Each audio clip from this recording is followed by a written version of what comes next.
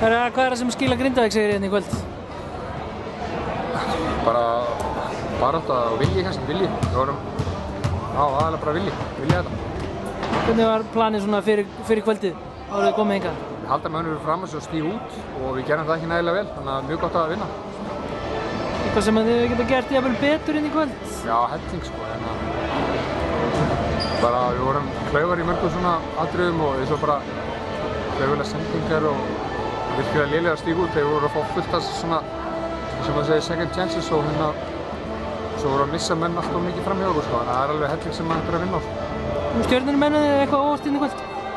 Nei, það er svona bara fast kannski slakur leikur á báðum liðum, mikið af svona mistökum af þessum liðum að svona gera, en við svona kannski heppnir bara hér og þar betur en þeir, þannig að þetta hefði getað dottið held ég báðum megin bara. Sterkt hjá ykkur að taka svona toppslaginn? Já, virkilega sterkt sko, en ég vil líka hugsa sko að þeir svona eru búin að vera upp á því og þeir held ég verið að spila miklu betur við. Við höfum svona verið að ströggla í nokkrum leikjum, sérstaklega varnarlega, og þetta er virkilega svona gott fyrir sjálfsmyndið okkur að sigra Stjörnuna, þeir eru með gott lið.